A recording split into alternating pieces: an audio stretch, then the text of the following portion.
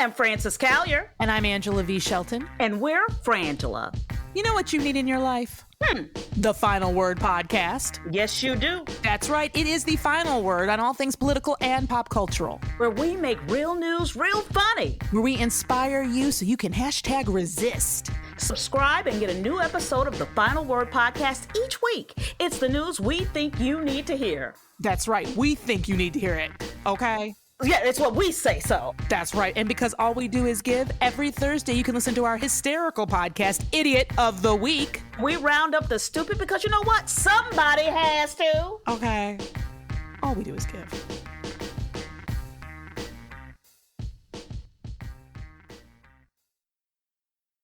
MSW Media.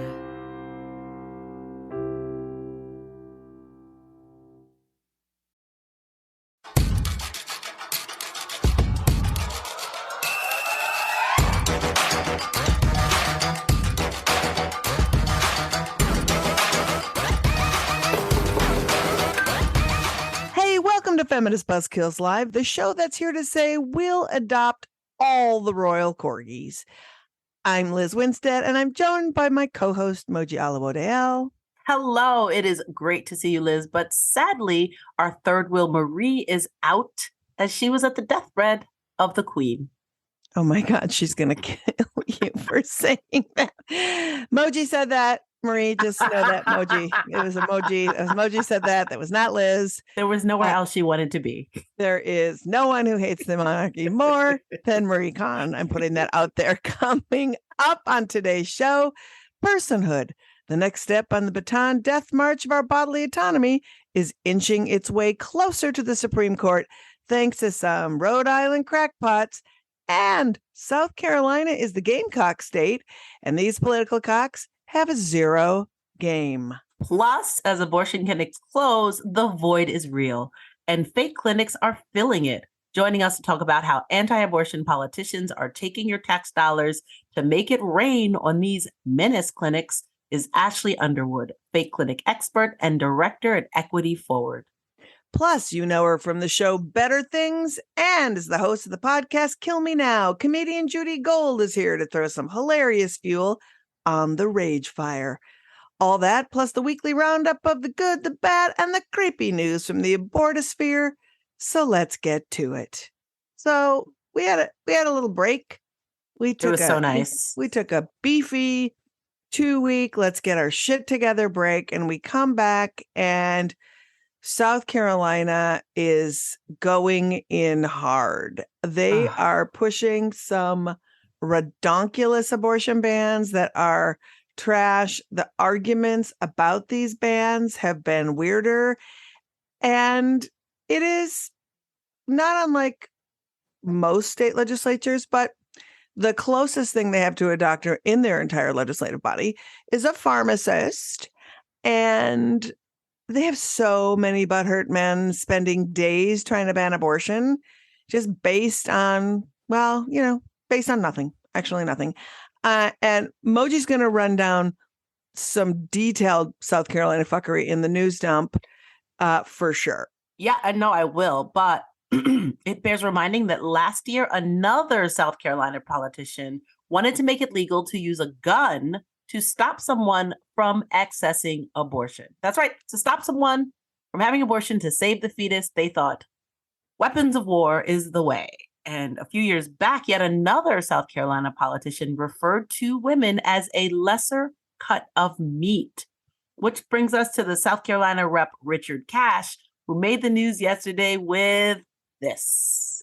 I understand Senator from Anderson saying, he's saying that 16 and 17-year-olds are mature enough to decide to get married, but they're not mature enough to be taught about contraception in school, and they're not mature enough to receive contraception on their parents' health plan, and they're not mature enough to get contraception from the health department, but they are mature enough to get married? Is that what you're saying?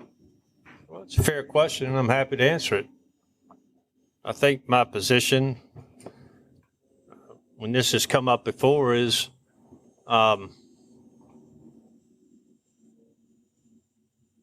if a 16 or 17-year-old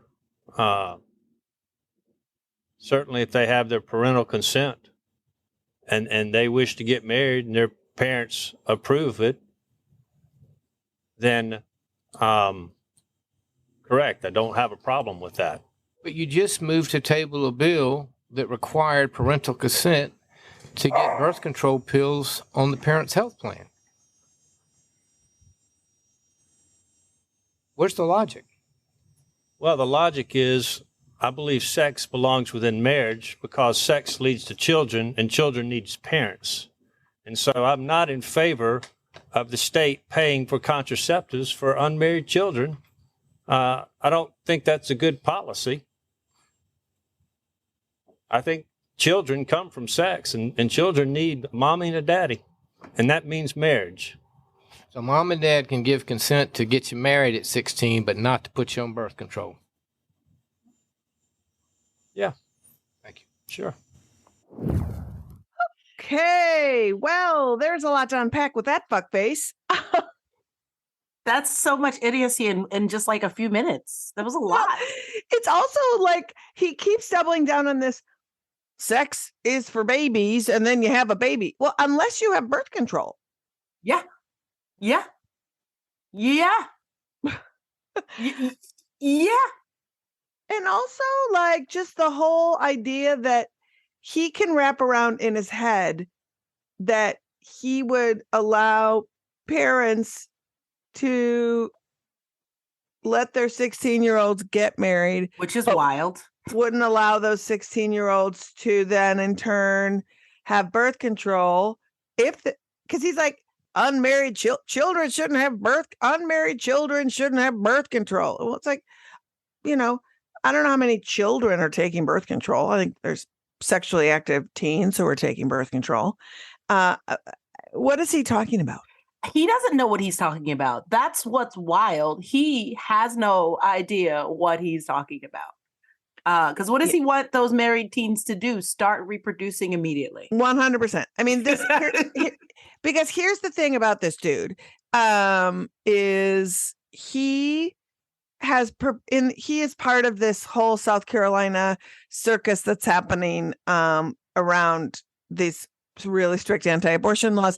And he's proposing a ballot initiative because he said he wants to take abortion out of politics and give it to the voters. And the way that he wants to do that is to propose a ballot initiative, and listen to the wording carefully because this is his wording and this is why it matters. He wants to propose a ballot initiative that says reproductive rights are guaranteed with exceptions. So by saying with exceptions and not codified into the Constitution, it means that the legislature can then go in and just regulate. Yeah, So, making the exceptions that they know that we deserve. That's exactly correct. That's exactly correct. And so it sounds reasonable on its face until you break it down, right? And this dude has no reasonable in him. And I just want to say, Moji, to you that as we know, oftentimes when we hear outspoken morons spew bullshit, it's usually not the first time they've done it. And so I did some digging. Oh, you did a Google. I did a Google on good old Richard Cash and found out he opposes same-sex marriage because, quote, God designed men and women for a unique type of companionship. A P&V kind of companionship? I'm unclear. I'm not sure what a unique type of companionship is. I think maybe it's, P&V. I think you might be right. I mean, which doesn't seem that unique to me. That seems sort of actually basic. Real common. Real basic. Also, and this plays into his whole birth control nuttiness. He has 8 kids, by the way. He also runs an ice cream truck for a job. I don't know. Does he really? Yes, he has a chain of ice cream trucks. Also doesn't believe in climate change, which might be because he wants it to stay hot all the time so he can sell more ice cream. Mm-hmm. That's just me supposing.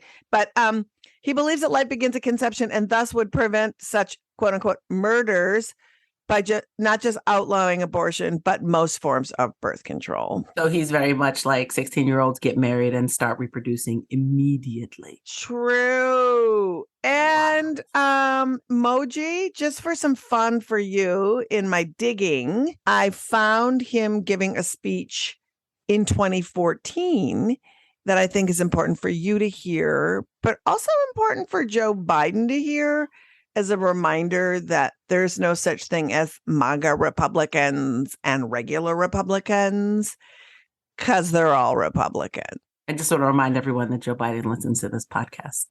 Yeah, every week. Number one commenter. So let me find this clip for you, and I'll play it, Moji, so you can have fun in this hellscape that I found of good old Richard Cash. To say this, today is Martin Luther King Day. Martin Luther King did a lot to help us as we struggle with racial equality and justice, friendship and kindness between the races, and we celebrate that achievement. But what I want to say to you today is, I too have a dream. When we consider the 55 million unborn children that have been killed in this land since 1973, I too have a dream. When we consider that 1/3 of the generation since 1973 is not with us because of abortion, I have a dream. And what is it? I have a dream that one day, each and every unborn baby, created in the image of God, will enjoy the same constitutional protections that you and I receive. That's our promise. That's what the Republican Party stands for. Thank you very much. I just want to say the racist / anti-abortion activists are not original. No, he has a dream. Original. No, he has a dream. Also, his dream is personhood. I have dreams too, but like, dream bigger, dude. Damn. I know. I just love that he couldn't wait. And you know, he got his, that was in 2014, which is why I was like, Joe Biden, when he said this is who the Republican Party is, when they tell you who they are, believe them. Believe them, because he's only had his seat since 2017. He got it in a special election because the person who held his seat is now horrifyingly the lieutenant governor of South Carolina. So there's such garbage state that that same district that elected the lieutenant, that elected Richard Cash, also elected their lieutenant governor. So also those voters have something wrong with them too. Also gerrymandering. I just want to point that out there. Yeah, I mean, fair. Very fair. So that is Richard Cash in a nutshell. That is South Carolina. And can we just call him Richard Trash? Because I like that much better, and it makes me feel more comfortable. 100% Richard Trash. Richard Trash has a trash ass dream. Richard Trash has a trash ass dream. I really thought he was going with zombies when he was like all of the unborn babies, and I was like, come back. Yeah. Well, also he did that like weak sauce dinner theater white person. I have a dream. Yeah. Oh God. I have a dream. I don't think that's what Martin Luther King had in mind. So. I know. It's like fucking letters from a Birmingham abortion clinic. Is that your? I don't think that's what Martin Luther King had in mind. No, I don't either. Anyway, that is just like the Richard Cash portion we are wrapping up here, but we are getting to so much more South Carolina fuckery and other news. So we're going to get into the quick hits. So Moji, let's hear about those Gamecocks and all the other cocks. So many cocks. So many cocks. So little time. South Carolina is literally doing the most. And so Wednesday, the South Carolina Republican Majority Senate Committee, they decided that exceptions to their abortion ban for rape and incest are entirely too lenient for their state. So therefore, they sent an abortion bill with no such exceptions to their legislature, where it will be debated by a bunch of men who are not doctors. Like Richard Trash. And I just want to point out that the bill is terrible, but the terrible version before this was a bill that did have exceptions for rape and incest. But if someone took advantage of those exceptions, the victim's name would be given to the local sheriff within 24 hours of their procedure, because what good is patriarchy if people have privacy? Right. Oh my God. So, it just feels like they're on this crazy mission to just make it worse any way they can. And that's not all, is it, Moji? I was going to say, but wait, there's more? South Carolina. Jesus Christ. In even more awful South Carolina news, another Republican ding, ding, ding lawmaker claimed that children who have been raped by their dads should just get Plan B from Walmart and don't need access to abortion. Now, I'm not quite sure how 10-year-olds are supposed to get to Walmart and get that $50 that one might need for Plan B. And when asked this question by a somewhat reasonable person, the legislator said, the rape child would be taken by the ambulance. And I also want to know who's calling the ambulance. And I also wish that I was making this up. Okay, so you're a teen who's just been a child. You're a child, been raped by your parent.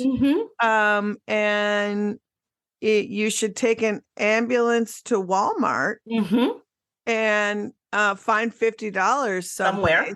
Sell off your American Girl doll, I guess, right? On Poshmark or eBay or wherever the American Girl doll, repository is. And that doesn't seem like any trauma or realistic. Or nigh impossible for a 10-year-old.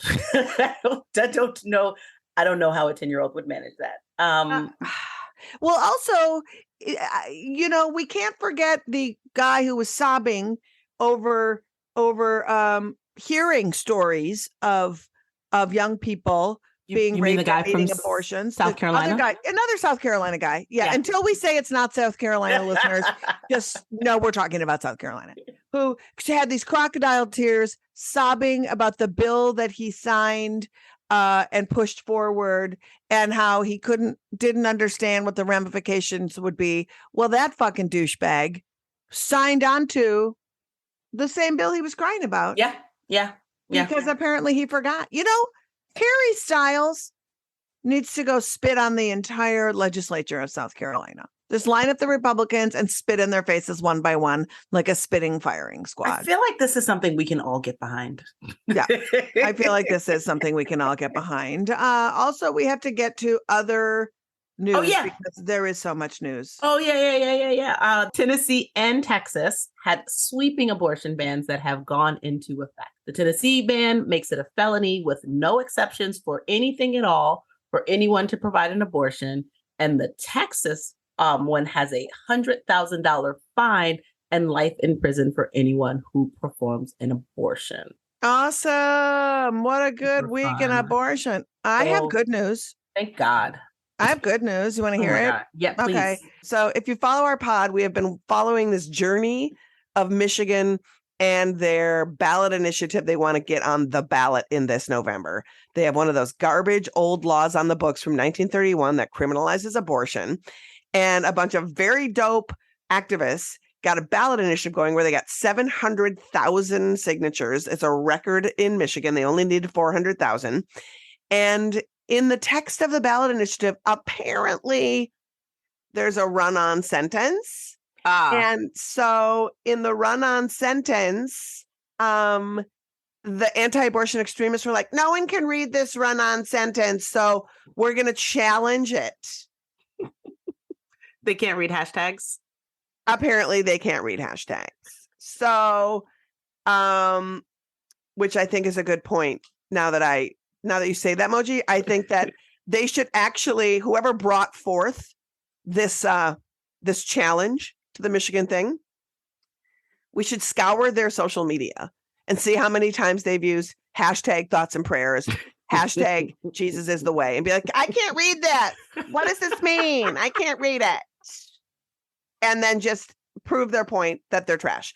Anyway, when it went before a panel of 2 Republicans and 2 Democrats to see if it should get on the ballot, because it's just like some sentencing errors, it was deadlocked, of course. The Republicans like, I don't know if I can read this either. I'm like, bitch, hashtag thoughts and prayers.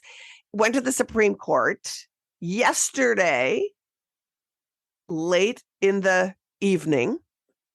The Supreme Court of Michigan said, bitch, shut the fuck up. Can't you read a hashtag? No, they didn't really say can't you read a hashtag. But they were like, this is going forward. Everybody knew what they were signing. You know what? We're moving on. So yay, Michigan. That is such good news. I love good news. I do too, because Michigan is going to be a stalwart in like, as we move forward with where there's access, Michigan is going to be the place that has it. So the voters of Michigan, hopefully zombie law be gone, codifying abortion into their constitution is hopefully what will happen on the ballot in November. More good news. Yelp, your favorite should I eat here? Where can I get pizza if I'm bleeding and don't want to leave the house app, is now flagging crisis pregnancy center listings to avoid misleading abortion seekers with a big old warning sticker that reads, this is a crisis pregnancy center, and crisis pregnancy centers typically provide limited medical services and may not have licensed medical professionals on site. That's pretty innocuous, kind of straightforward. Like these fuckers just might not have doctors and might have just limited medical services. I mean, I wish it would say these assholes are fake ass clinics designed to talk you out of having abortions and lie to you about the procedure while shaming you for actually being a sexual human being. Run far away. But I'm going to take this as a win. We'll settle where we have to settle, Liz. We'll settle where we have to settle. And, you know, there's some hot take in the USA Today op-ed page on Thursday of, some white guy who's very concerned that Yelp is misleading people. And it's like, what is misleading about actually saying these people will have a podiatrist on their board and call themselves a medical facility? They're garbage. They don't provide care, OBGYN care. They don't provide pap smears. They don't provide prenatal care. They don't provide wellness. They provide nothing. So good for you. They provide shame, Liz. They provide shame. Yeah, and so good for you, Yelp. I'm glad they have those stickers, and there's no amount of anybody that's going to make me not say good for you, Yelp. Let's take it further. The state of California, as you can imagine, full of socialists and people who are trying to destroy America, have passed historic legislation protecting and expanding abortion access. The bill prohibits California law enforcement and other specified individuals from assisting or cooperating with other states' investigations related to abortion, protects abortion-related medical information from being disclosed to those other states who are going to try to seek enforcement of their abortion bans, and basically expands access to abortion everywhere but the drive-thru at In-N-Out Burger and some select rides at Disneyland. Oh, California, you just go. CA. I know. It's like I'm picturing, do you remember that? Do you watch Reservation Dogs? No, I do not. Oh, it's great. Do you remember the TikTok video of the guy who was just drinking cranberry juice on the skateboard? Yes. Yeah, he's on Reservation Dogs. So I'm picturing that guy just on the skateboard with Dreams, Fleetwood Mac playing behind him, just doing an abortion in California. I'm just like, I'm on the boardwalk, I'm doing an abortion, I'm drinking the thing. It's like so great. And that is the good news for this week. But there's also news that's even weirder than that, if I am not mistaken. I got a creep alert. The Florida judge who decided a teen girl who needed a judicial bypass couldn't get an abortion because her grades were too low for an abortion, but high enough for parenting, was finally voted out of office. Woo! Yes, and he is a peach. In his bid for re-election, his wife said that his Jewish opponent and current winner needed Jesus and that her heart was hard towards God, presumably because she's not Christian. She said that in her outside voice to voters. So thank you, Florida voters, for taking out that trash. I want to call her Anti-Semity Sam. Absolutely. That is fully her name. Anti-Semity Sam. That's good, Moji, but I'm going to take your Florida creep and raise you a Texas creep. Oh, okay. They breed them there. Yeah. You want to talk groomers? Yet another Texas anti-abortion monster has been arrested for allegedly soliciting a child for sex. Gross. That's right. Lucas Bowen, 33, the now former political director of Texas Right to Life, was arrested for knowingly soliciting a minor with the intent to engage in sexual conduct or sexual intercourse or deviant sexual intercourse, which I don't know what deviant sexual intercourse is, but it sounds like all intercourse that is not consensual is deviating from anything that has to do with consent. He was charged with online solicitation of a minor, and his bond was set at $50,000. My favorite thing, though, is his lawyer responded, "This investigation revolves around a fictitious alleged minor created by law enforcement and posted on the internet." Because we all know the popo set me up with a fake child while I was trolling for real children on the internet scam. Yeah, that's a thing. It's a thing. But if that wasn't creepy enough, I just want to remind people, as an aside, that nary 6 months ago, a dude named Ruben Verastigwe, who was external relations at Texas Right to Life from 2014 to 2015, was sentenced to 12 years in prison for being part of a ring that traded child pornography involving, wait for it, babies. Nope, wasn't ready for that. Yep. So 2 people in the past year from Texas Right to Life are predators, and they call us groomers. I was joking when I said they breed them there, but it turns out I was in fact correct. You know, it seems like as this trend continues that it might be the case, and it's creepy McGee.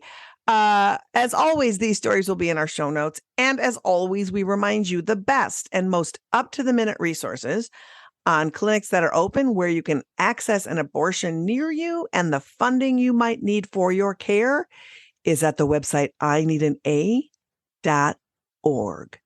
That's right, ineedana.org. And Moji, we have a big story this week. We had so many little stories that we're only going to do one big story.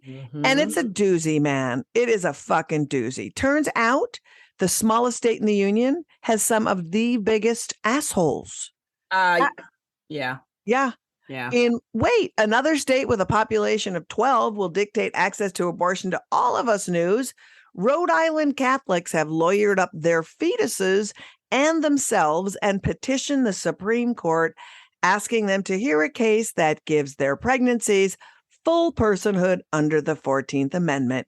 So basically, your pregnancy has the full landscape of rights that you and I have. It is not a great day to roll back into work after a vacay. What the fuck? What's really exciting about this is that it's basically a resurrection of an old ass thing. So these fetuses that are petitioning the Supreme Court are like 3 years old. Yeah, they're now 3. I mean, I don't even understand this. The 14th Amendment clearly says born persons. It has the word born persons in it. And I got to tell you that the reason they overturned Roe, they said that the word abortion wasn't in the Constitution, therefore we were not entitled to the rights to it. Well, you know what other word is not in the Constitution, Moji? Fetus. Or preborn, I would think, which is a made-up word that we have to listen to all the fucking time. Yeah, or preborn. Yeah, not pregnancy. Pregnancy is not in the Constitution. What are women? What are women in the Constitution? I mean, I don't think we're mentioned either, quite frankly. So are we nothing? I mean, apparently. But, it just feels like, I don't know how you dance around the word born, because the word fucking born is there. So the born identity, I don't know. And as we say, they have petitioned the court. We don't know if the Supreme Court will hear it, but we are going to be following this very closely. And as always, thank you so much to Amani Gandhi and the Boom Lawyered podcast. Amani and Jessica are just always so great. So that is happening. That is something we want you to watch, and that is something you need to stay tuned for. And we are going to be on that shit. Yes, we will. A good time to roll into our guest. Yes. Oh my gosh. We were at Netroots Nation a few weeks ago before our vacay, and we got to sit down with Ashley Underwood, director at Equity Forward, to talk about her work tracking the insidious growth and tactics of fake clinics in this country and the dangerous way they are replacing actual clinics. Hi, Ashley. You're just like abortion all morning. You're just like doing it. Panels, they have a great panel right before this on the fake clinics that I highly recommend. So for folks who didn't get to see the first session that Ashley and Moji were on, we wanted to make sure that we could lay out what these fake clinics are for people, how they're slipping in and replacing actual clinics, and how heavily resourced they are on individual state levels. So Ashley, could you give us an overview of these fake clinics, who they are, what they purport to do, what they actually do? Absolutely. So these clinics are anti-abortion centers. That is the term that we use at Equity Forward because it is the clearest and most concise way to describe what they do. They solely exist to deter people from accessing abortion care. And so they have very sophisticated schemes and tricks to get people into their doors and lie to them. That's what those anti-abortion centers are. And although they purport to offer services to people, those services are never free. People have to sit through classes to earn what these centers call mommy money, which is awarded based on how many minutes or hours that you have set through mandated bias counseling, and it's just like ridiculous. It's very stigmatizing to most birthing and parenting people. Some centers are a little fancy and they give out daddy dollars if the dads come, and those are not used for baby goods. That can be used for sporting equipment and like hunting things, things that like cis men are into apparently. And so as a researcher who has investigated the tactics of these anti-abortion centers, including the lack of support they actually provide for people. And again, as a mother who knows how much money toddlers take because snacks are expensive, I'm really offended by the existence of these centers. And definitely, I think everyone should do everything they can to make sure they're defunded. Ashley, I'm so glad the mommy money, daddy dollars thing. So I was reading a while back, and we talked about this on the pod a while back. The person who started this program of mommy money and daddy dollars, which is so that somebody can volunteer and work to get these things, created it because she was offended that people who needed help would say no sometimes to what they offered because they didn't need it. It was this really shitty white savior shaming thing where it's like, oh, just because someone has to get their needs met doesn't mean they need your shitty broken stroller or your 7,900th onesie. For someone should be able to say no with dignity because they don't need it. And the article was so gross that I just wanted to point out that that shit's gross on some next level of its origin story. Yeah, and Liz, the curriculum that you're referring to is called Earn While You Learn. So that's what the centers use. And it's like you said, it's absolutely rooted in white supremacy and anti-Blackness because it comes from this idea that people do not deserve things, that you have to work for things. Yes. And people who are already eligible for TANF, which is temporary assistance for needy families, are already living below the poverty lines. And so what these centers are saying is, hey, you're pregnant, but you don't deserve diapers. I am the best person to tell you what to do with your body and what to do with your baby. So you need to sit down and listen through these lessons, and then I'll give you what you want. And that's just another layer of grossness of why these centers don't exist. Even it's, I'll give you what I think you should have, exactly. Right? And that's just so the worst. And I'm sorry, the other issue of that too is that when we think about people who are living under the poverty line, time is their most valuable resource. Yep. And so people do not have time to find out where these centers are, take a bus, take an Uber, walk over there, find childcare. Because another thing that we have found with Equity Forward records is some of these centers, they stated in their grant reports, hey, you could come, but don't bring your kids. That's what they've said in the grant reports that we found, in Ohio, for example. So it's and again, what we know about people accessing abortion is that the overwhelming majority of people accessing abortion care or who are in need of abortion care are already parents. So again, it's just levels on levels on levels of stigma and grossness. Don't come to this. You can come to this McDonald's, but you can't bring your kid. Yeah. Basically. What the fuck? Also this idea of you need things, and so oh well. Yeah. And I know that there was clinics or some of the fake clinics that we've done some calling and we've done some fake infiltrating of them, won't help your existing children. If you say I am pregnant. I don't know. And could you help me with my existing children? Like, no, only the pregnancy? Only the fetus. Like, so the extension of actually helping?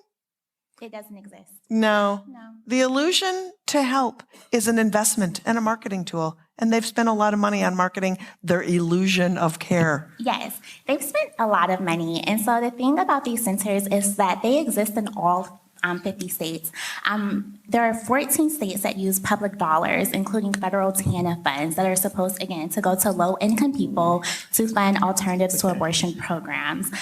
States allocate hundreds of millions of dollars to these programs. Texas is a perfect example of that. Their alternatives to abortion program is funded at $100 million in the state of Texas. How much of that actually goes to patients? Very little. Very, very little. Equity Forward, in our research, we have found that like the overwhelming majority of these funds are being used towards personnel, staffing, overhead costs, because they have to pay their rent. Don't worry about the other people who they're trying to get into their doors who cannot pay their rent. And then marketing. They are definitely using these TANF dollars to engage with SEO professionals to expand their reach, to lure and deceive even more people into their doors. And yeah, this is what your public dollars are being used for. Moji, will you talk about the ranch? Oh. So Texas, with this 100 million, they're doing these ranches and how they're trying to like help. So I don't know if Texas is funding this yet, but they're just in this void that we have of like access to abortion. There are all these crazy wackadoos stepping into the cracks. And in Texas, and there was a article about this in the New York Times, some religious-minded couple decided that they were just going to create a ranch for pregnant people, and they were going to model a Christian family, and people could come and work on the ranch and have their kids and live this pastoral, weird life, essentially because they have no other choice, which is not necessarily a CPC, but it kind of is its own weird offspring. Sounds like a cult. Well, you had to commit to also living in the sort of Christian relationship thing. But talk about the man cave, because the man cave is... So that's a different article. You're conflating our article. Oh, I'm sorry. shit. The branch was one thing, but that was a CPC. There was an article, I think also in the Times. No, Washington Post. The Washington Post about the expansion of a CPC because they were getting this Texas money. And so this woman was redesigning their abortion. I'm sorry, I'm using their anti-abortion center. Their anti-abortion center. And they were basically making like a hateful IKEA, and they were creating a man cave so that people cis men who brought their partners who wanted to get these, pregnancy tests, which is often how you're lured in, could play pool while being counseled about fatherhood. So distract them while they're playing pool. So that they aren't exactly understanding what parenting is, what parenthood is, and what they might be getting into. And yeah, that was basically, it was just like, oh my gosh, we have all this money now, our anti-abortion center, and we can now just do some designing. We can get a Herman Miller chair and everything. Cappuccino machine, but no health care. No health care. Marie, you want to go in on a little bit about actions people could take? Oh, yes. So we want to expose these communities. We want to make sure that people understand, like those of us that are on the ground. I'm in New York City. There's a fake clinic called Abortos NYC, going directly after Spanish-speaking communities, people of color. What can we do as folks on the ground to expose these entities that are not providing care and to get actual politicians and us motivated? Yes. Well, number one, the easiest things to do is just to talk about anti-abortion centers. And some very, very simple facts that you can talk about is that although they love to boast that they get all this money to give out diapers, that is not what they're doing. They're totally wasting public dollars to do what they want. An example of this is the group Human Coalition. That is the Texas-based group that runs a $100 million program in Texas, their alternative to abortion program. They love to boast that they gave away about $270 million, but that works out to about $135 per person for their clients. And $135 isn't anything that's not an insignificant amount for someone who is really in a financial bind, but that's not enough to sustain someone who especially is raising a family. So number one, just like calling attention to that, so calling attention to what these centers are. And when you hear people talk about fake clinics and pregnancy resource centers and all of these billboards, call them anti-abortion centers because that's what they are. That's what they do. Number two is if you are in a state that has a publicly funded program, figure out which state agency is managing that program so that you can devise a strategy for accountability. That could mean, like talking to the director of the agency, talking to your state auditors, seeing if you could get your attorney general involved. Like there's many pathways to get these programs defunded. And then thirdly, reach out to Equity Forward. As I said, we love to do public records. This is what we do. It's a very nerdy thing, but it's very exciting to me and my team personally. And so if you are a state organization or even an individual who wants to have more information about how these monies are being used, we would love to help out and devise and draft some FOIAs for you to send at your state and then figure out an action to get this information amplified. I cannot stress enough how valuable Equity Forward's work is because we talk about it here in like broader terms, but the information breakdown is really accessible. It's also jaw-dropping. The work you do is so great, and then the way you present it is like, are you fucking kidding me? Like over and over again, and I love it. And the one thing I also just wanted to say too about these clinics and especially the Knights of Columbus are gigantic fucking funders of these fake clinics, and especially of buying ultrasound machines for the clinics themselves. If you want to be totally grossed out, Google Pittsburgh Archdiocese blesses ultrasound machine, and you will find an article of the Archbishop pushing holy water on the ultrasound machine in one of these fake clinics. It's you exceptional. So look out for the churches, look out for the government, look out for all of it. Ashley, your work is invaluable. Thank you so, so much. And again, stay up to date with Equity Forward's work by following them at Equity Forward on Facebook and Twitter. Thank you so much. Thank you. Yay!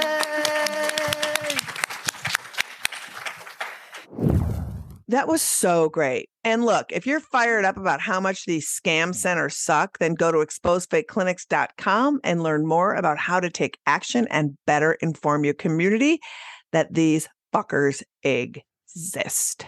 And now it is time for the podcast game show that is sweeping the sphere, 6 degrees of abortion. It is simple.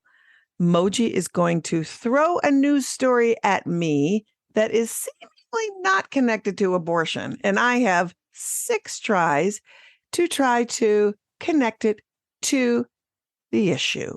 Moji, what is this week's story? So this week's story, Kith, hip streetwear brand. What is it?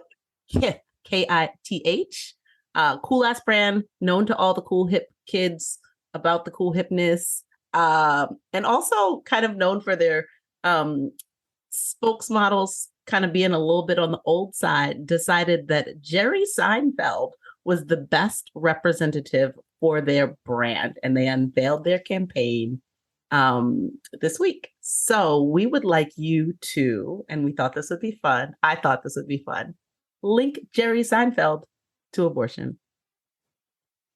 Are you kidding me? I knew you could do it, and I knew it would be fun. Go ahead, just get it done. Get her done. Get her done. We never have an opportunity to talk about Jerry Seinfeld. I mean, the easiest way for me to do it is in my early days, I opened up for Jerry Seinfeld several times for several shows. I am me. Therefore, Jerry Seinfeld, me opening for Jerry Seinfeld, leads to abortion, which sounds slightly dirty. And yet there we are. And yet there we are. Wow. That is, I'm curious as to that brand of clothing. Oh, you're about to go out and be a Kith fan now? You're going to be just I doubt it. Going to their cereal bars? I think there's I think there's one near your neighborhood in Brooklyn. We don't need to be revealing my neighborhood in Brooklyn. I said near. Yeah, near. I mean, I also just have a thing about like people who have more money than anyone in the world being spokespeople and getting more money. Oh, so I'm glad that I didn't pick that Bradley Cooper is the face of Louis Vuitton. That would have been, but I could have tied that one too. That one, because Sarah Silverman is in his new movie about Leonard Bernstein. And Sarah Silverman, as we know, is a great friend of Abortion Access Front and this podcast and all things me. She Did is you my just BFF.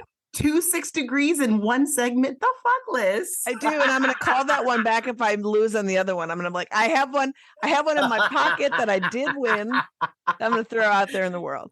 Oh my God, that is so funny. Well, I win. Thank you, Moji. I won. I feel excited about winning, and I feel like that's a perfect time to bring on our guest because our guest has also worked with Jerry Seinfeld many times. Joining us now is one of the legends of stand-up comedy, actor, writer, host of the podcast Kill Me Now, and one of the amazing performers in our comedy music special, Do Re Mi 2, which is coming out October 6th, the one and only Judy Gold. Judy Gold, I don't even know. How are you placing your rage in order of priority? Wow. As you know, Liz, I've known you for, 35 years? I don't even know. Uh-huh. Ow. And I've always been a little bit full of rage. But, I was talking to a friend of mine the other day, that I didn't think it could get to this level. I'm not a hateful person. I'm a really, I'm abrasive, I'm outspoken, I'm loud, whatever you want to call me, but I'm kind and I try to see the good in people. And as a comedian, you connect, you try to connect. It's all about connecting. I have never felt such vitriol. I didn't even know I had it in me. Right. I also never imagined ever that we would be in this position.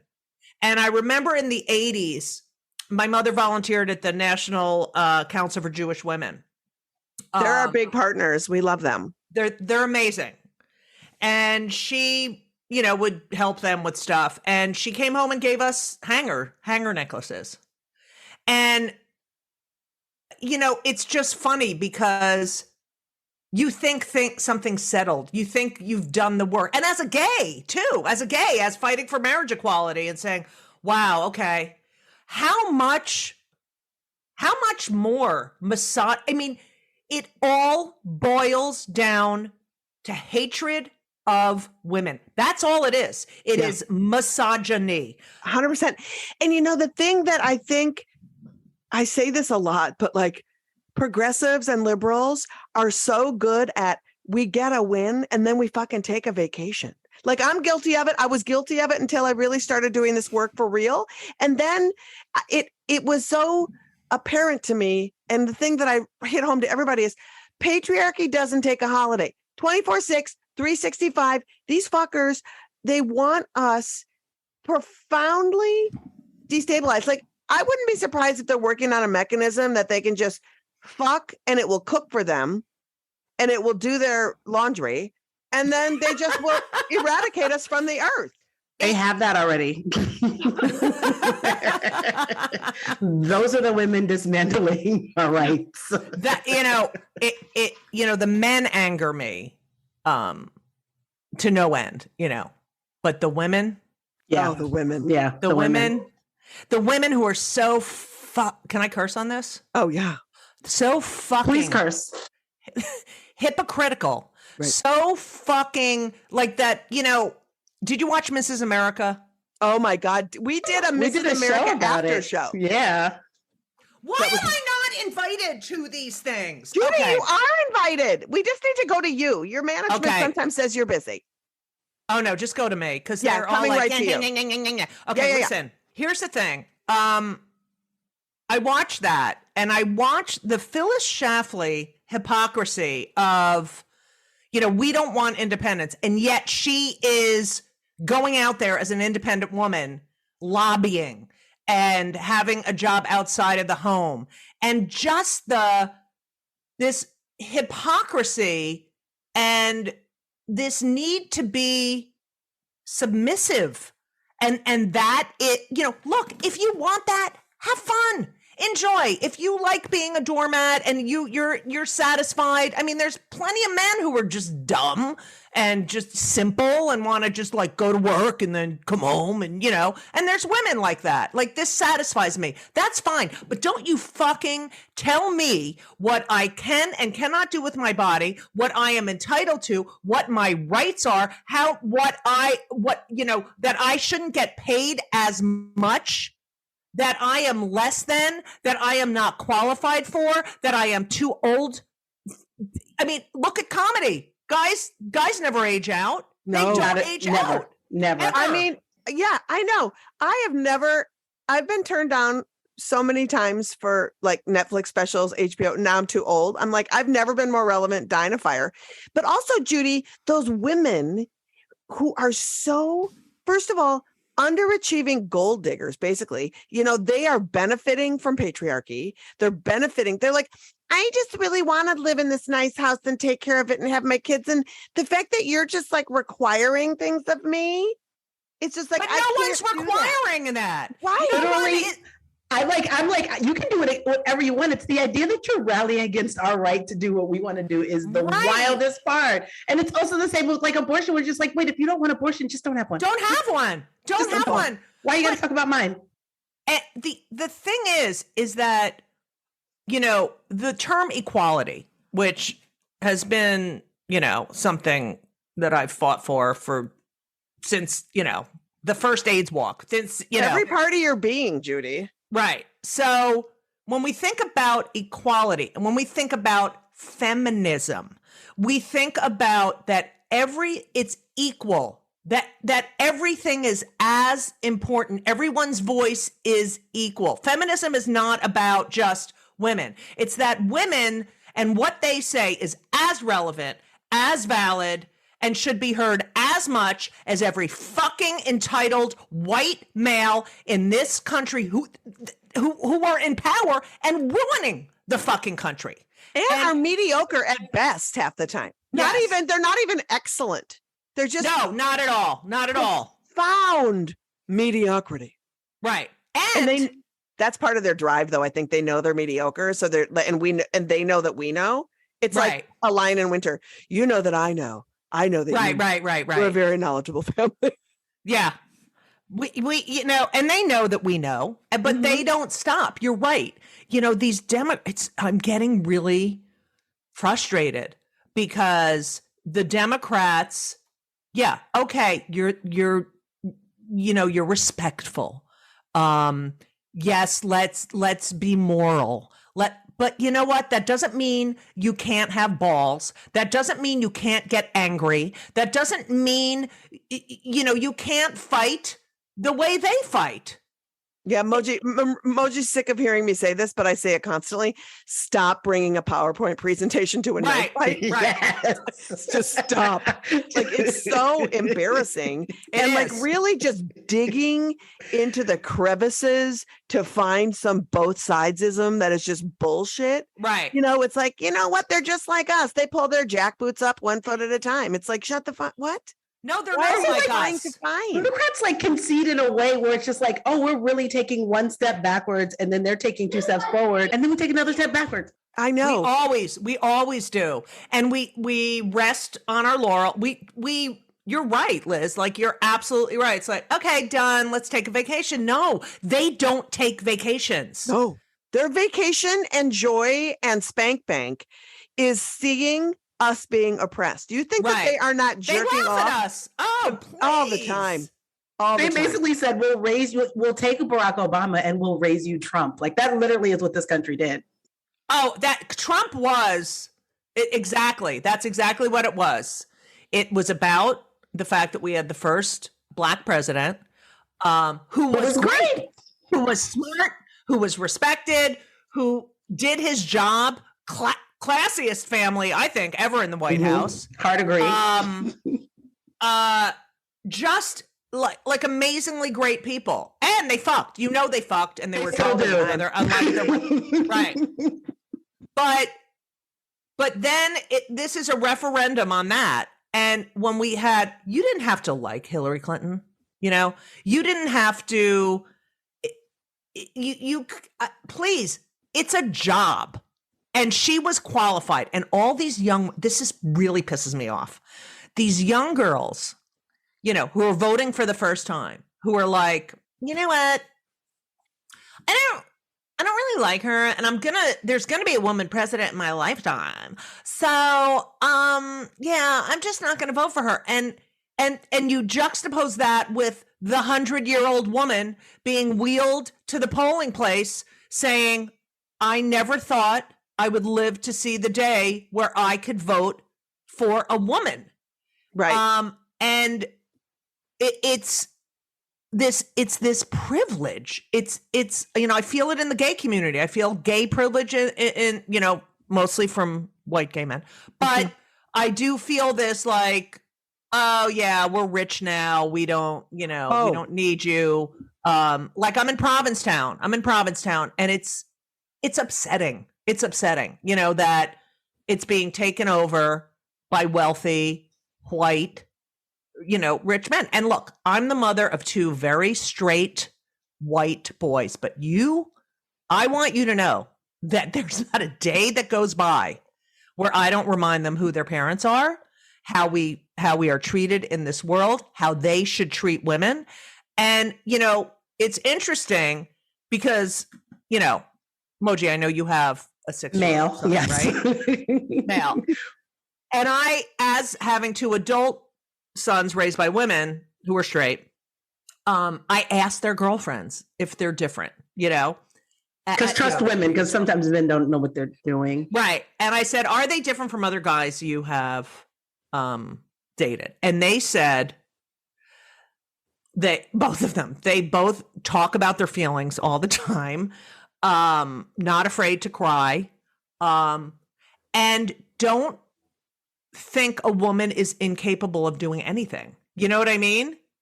Like respectful, not like equal. Yeah. And this is the other thing I noticed. Both of my straight sons have very close platonic relationships with women, or like, oh, she's my best friend. Like they know how to be a friend. They know where the boundary is. So you're saying they think women are people? People. They treat them like human beings. But Judy, that's also like, I feel like that's like just them growing up in your household under your roof. Like you can teach so much, but you can just also be in the world with your kids, and they see that what's possible. They've seen your competence in a realm of things.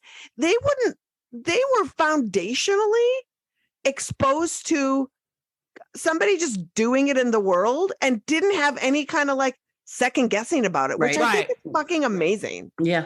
I actually see that also in sons that have been raised in single mother households. Yes. You know, when they don't have this like second guessing male figure, like telling them other shit or taking over or lending themselves to some sort of like, I've got to fill in here because obviously you can't pull out a ladder. Right. Or having expectations about what women should do and shouldn't do, right? Like, I'm like, in my house, my son is going to be raised thinking, no, men do the cooking because that's what it's like in my house. Right. Yeah. These specific role models that we have, I don't know, embraced. And you think about it. Women couldn't even get a credit card. They couldn't get a mortgage when I was like in junior high school. Yes. You know, like it wasn't that long ago. Like Roe v. Wade, 1973. Right. 1973. Right. I was in 6th grade. You know? It's wild that a right like that could come and go in like a reasonable lifetime. Yeah.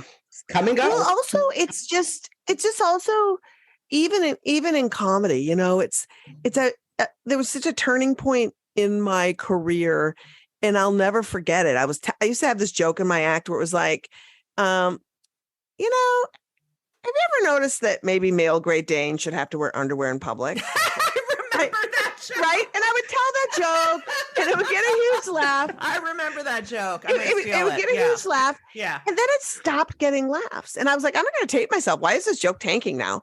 And I just subconsciously started saying, I think male Great Danes should have to wear underwear in public. And the second I just inserted the phrase I think. rather than ever noticed, it became this threat to the audience, right? And then I was like, well, fuck it. If they're going to be mad at me because I'm thinking about stuff, I might as well just kind of do a reevaluation of what I'm saying on stage and just start saying shit. Because it's a radical act to be a woman and have an opinion and stand on stage and say it. We decided we're funny. We're decided what we have to say matter. Like that shit's real. That's not like made up. That's real. No one said, you know what? Let's get the Judy and Liz's of the world up there saying shit and taking up space. No, we had to claim our space and put ourselves there.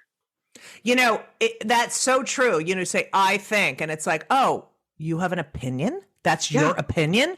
No. You're not entitled to an opinion. And, you know, I feel like in a way, and I don't think people who never did, you know, who weren't in the stand-up world like we were, I don't think they understand. We never got to work together because they would never have more than one woman on a show. Unless it was a freak show. Unless it was like her hysterical ladies, you know, ladies getting fucked, ladies who don't get fucked. And it was always a special event. And it still is. I refuse now to go on any show that is, you know, girls, ladies, you know, because I'm done. I'm done with that. But we never got to work together. We were on the road alone. A lot of times it was dangerous. And people don't understand that these guys that were in comedy, and they got something, they got a series or they got a show. Then they brought all their buddies along, you know, and they all became wealthy and they all became powerful. And it was one woman out of 1,000 men who would get something. And hopefully try to bring some of us. But, you know, they've set up the system. There's only room for one of you. And we bought into it. Oh, yeah.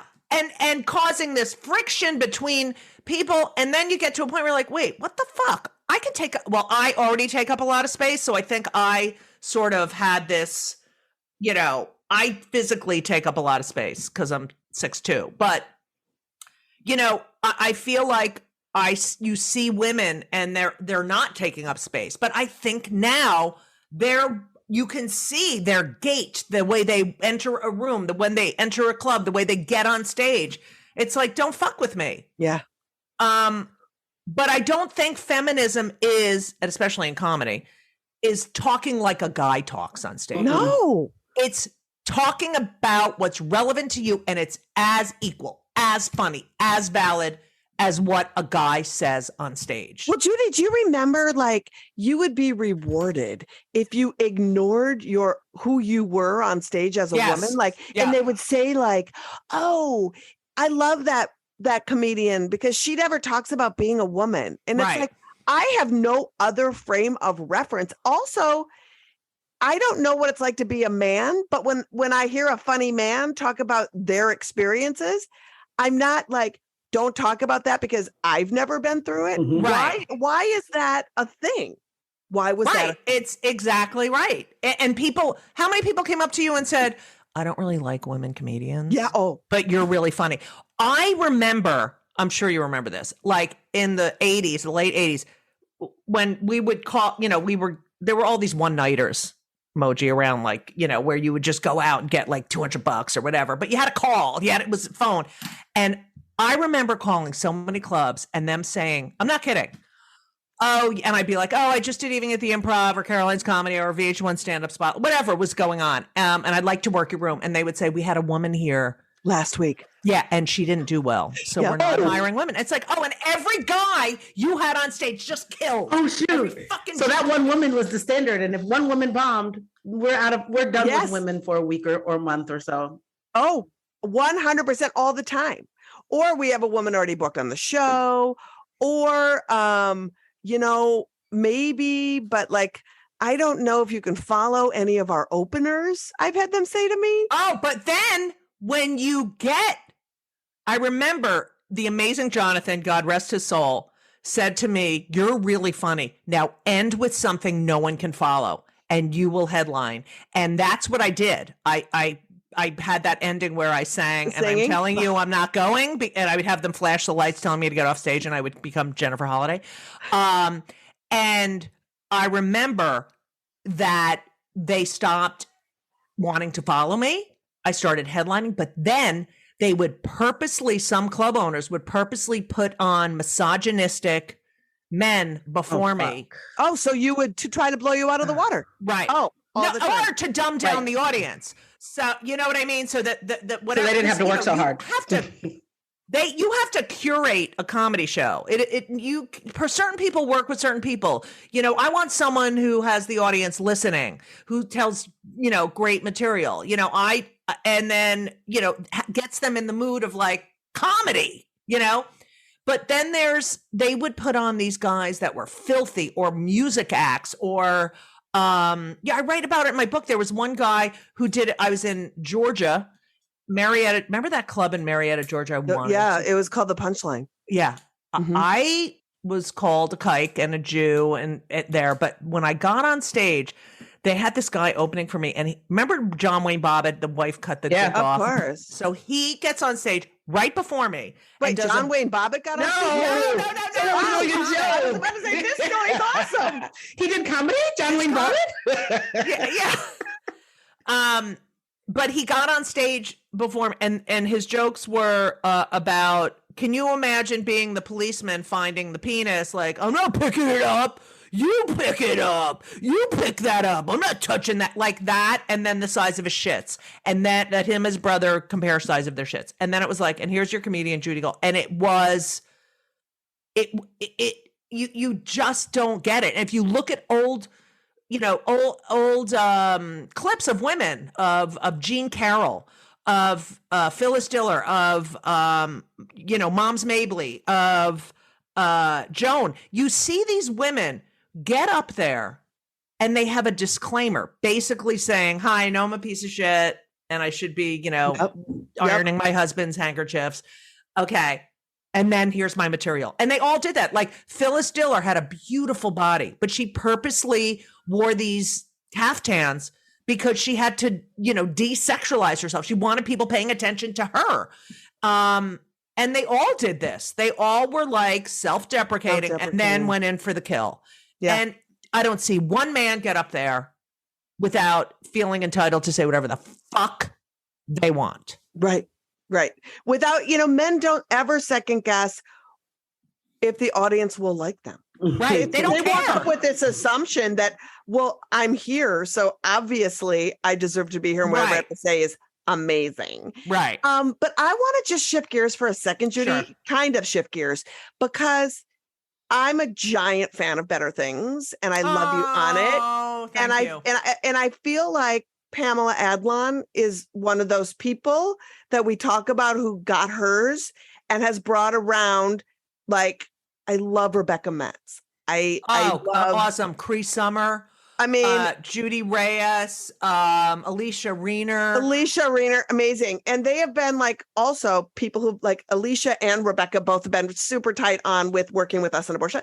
But I look at it and I think I just need to hear from you, just an anecdotal, warm like story, just because I want to believe that is the utopia that we are heading towards in this new way that when women get power, they bring women along. And I'm assuming by looking at that show that's what that show is. You're right. Okay. So as far as Pamela is concerned, she does surround herself with women and men, gay men, trans women. There's a trans actor on the show that you would never even know. The fact that show is about a single mother and 3 girls who become women, and is so brutally honest, and yet oh, like after an episode, you're like, oh yeah. And it's not tied up. Right. It's not like, it's real fucking life. It's messy and it's so messy. touching. Yeah. And so as a writer, it was, it was so wonderful to deal with all of these issues that are real fucking issues. And there is an episode that I wrote on where there's an abortion. And I said, and I remember writing, because she has, you can watch the whole season, but she has her best gay friend pick up her daughter, because her daughter doesn't tell her she's having an abortion. It's as if it's her decision. She really, her daughter didn't tell her she was going for an abortion. She called her mother's best friend, who's part of the family, who's a chosen member of the family, to pick her up. And I remember thinking about what his position is picking her up at that abortion clinic. What is the first thing he's going to say to her as she comes in? Thinking about being a woman who, is at this stage of her life where she's an adult and she's making all these decisions by herself about what's best for her life, her future, and her future family and present family. And all I could think of was something to break the tension, which was, did they give you a lollipop? Yeah. And that's one of the proudest lines I wrote on that show, because of that buildup of tension of, this is a profound moment in a woman and a girl's life. And Judy, I have to say, the thing that I love so much about this episode is that I'm the youngest of 5 kids in my family, 4 girls and a boy. When all of my sisters had daughters that were becoming of reproductive age, and we would talk about that, and they were all like the hip moms, right? And they were all like, but my daughter's going to come to me and it's going to be fine because, we have that relationship. And I said, look, the complicated relationship between a mom and a daughter, I said to each of my sisters, have you ever gone shopping with your daughter and she walks out in an outfit and says, hey, do I look fuckable in this? Right. She never has. Right. She will never. I said, because that is she wants to be able to be sexual and be her, but also climb into bed with you and be vulnerable. And that's where I come in. Let me be that person. Right. And so that episode was that for me. And I was so glad that it was, because moms, they're like, but why didn't you? And it's like, oh, but you didn't, and that's okay. You went to this other person. So that was a really it goes through the whole, the season till the end. Yes. And it's so great the way Pamela was like, okay, that's what she wants. Like that, it's sort of this,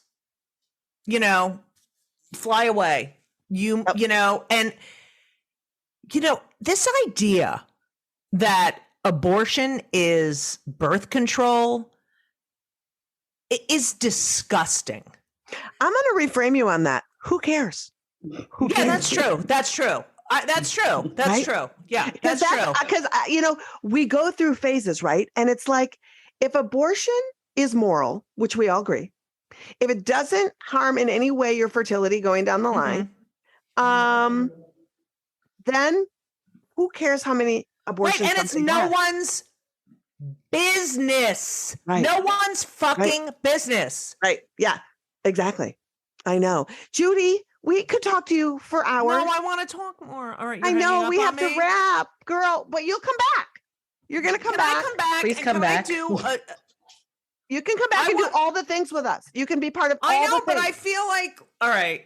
Do you have my email? I think you have my email because you told me you love my Of course I have your email. Is it the same one you've had for 1,000 years? No. It's not the AOL account anymore? No. You changed your email? Years ago. Do you have AOL still? Do you have AOL? I'm not, but we have friends who are still have AOL. Like Sarah Silverman still has an AOL. Still has AOL. Yes. My friend Jim Colucci still has AOL. Oh, Jim has AOL. That's right. Yeah. So look, Judy, you just need to be in the fold. That's all there is to it. You're just. But I just want you to know, like, I know how hard it was for you to have to, shift gears. And I have to say thank you to you because, and I said this, I think we were at Club Coming, and I said, what you have done and your, myopic focus on this issue that is so important on behalf of any normal woman in this country, I have to say thank you. And thank you for constantly not stopping. It's you're not like the Democrats where it's like, okay, and it's so important. And I want to be a part of that because, well, you know what, we're going to rope you in. The problem was we had such big plans right before COVID. I know. Getting people to go out on the road, because we had started this tour that started building momentum. So now that we are in a state of just constant COVID and we're going to be going back out and doing things, you're going to be back in the family. But I also just want to say to you, and Moji and everybody, really, every single time there's a conversation about abortion, somebody feels included that didn't before. And that's just huge. And because unless we change hearts and minds, and that's why I stopped you to say, wait a minute, let's talk about that for a second about what if somebody does use birth control. It's just because someone said that to me, like, I think, and I was like, fuck you. Yeah. So, I'm just so grateful that putting your face and your voice in front of this matters because you do get shit. People come after you. It's a whole thing. But, not giving fucks is why I love you so much. And also because you are allowed to not give fucks because your heart is so big and you know who you are and you know what's best for the world. And I feel like really lucky to know you and I love you. Oh, Liz, thank you, Liz. Yes, Judy. Yeah. So thank you, girl. And thank you for being with us. Thanks for having me. Thanks, Judy. Follow Judy on Instagram, Twitter, and TikTok at Judy Gold, JEWDYGOLD. And check out her podcast, Kill Me Now, wherever you get your pods. Bonus, join Judy, Margaret Cho, Nico Case, and so many other fab artists for Do Re Mi 2, Sexist Songs by Righteous Women. Hosted by Liz Winstead. Hey, that's me. It is a gas. The show streams October 6th, 9 p.m. Eastern, and is a benefit for Abortion Access Front. For tips and info, go to doremi2.com. And you can learn more about Ashley Underwood and Equity Forward's work at equityforwardfwd.org and on Facebook and Twitter at Equity Forward. Thank you so much for listening. We are here for you as we navigate this patriarchal hellscape. We want to be a reliable hub for information and a source of humor as we face some really hard times ahead. Know that we're in this together. We got you. You like the pod? Please subscribe, write a review, give us 5 stars. It's the best way for our podcast to reach more people. And by doing so, you are helping more folks learn about this assault on abortion access. To keep up with all the latest repro news between episodes, follow us on social at Abortion Front on Twitter, Instagram, and Facebook, and on Abortion Access Front on YouTube and TikTok.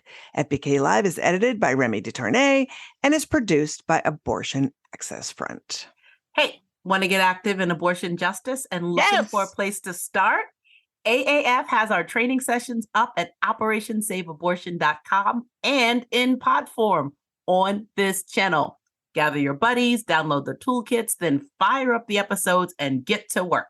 Our workshops and activity calendar will keep you busy smashing the patriarchy and saving abortion.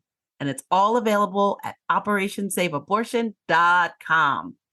And when you aren't listening to FBK Live, How We Win is an awesome pod for you. Each week, How We Win tells the stories of the people fighting to protect our democracy. You already know the news. Now, what can you do about it? How We Win is inspiring, insightful, and will give you hope. Featuring fascinating interviews with experts, activists, and ordinary Americans. Each episode gives you the information you need to take action and join the fight. How We Win is hosted by campaign organizing veterans Steve Pearson and Mariah Craven. And every week they bring their own insight, humor, and hope to the most important issues facing our country today. Subscribe to the How We Win podcast on Apple or wherever you get your podcasts, and together we will win. Together we will win.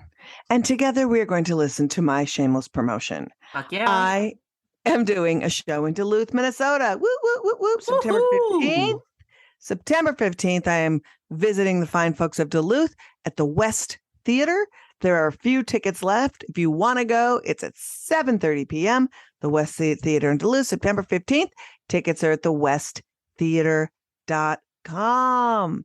And next week on the pod, we have Calla Hals from Preferred Women's Health Center in Charlotte, North Carolina.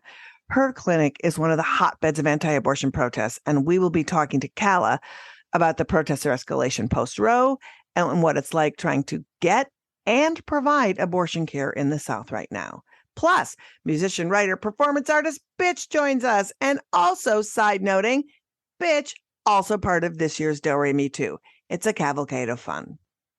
Lastly, join our Patreon. Give us money. You'll support great content and get cool FBK merch and experiences. All pledges support this pod and all our activism at Abortion Access Front. Pledge at patreon.com/feminist buzzkills. Give a bitch some money. Fuck And yeah. it's not our money. The money goes to Abortion Access Front. It supports production of this pod. It pays the fabulous Remy. It just does all kinds of things. So support us. We're the only pod who on a weekly basis covers the news with the experts you need to know. And it's the only pod coming from the activists on the ground doing the work. So bonus. All right. That's it. One more thing. We're going to leave you with a dude who shows his whole entire ass by reminding folks, if you're queer or need an abortion or basically just aren't him, you deserve, well, I'll let him tell you.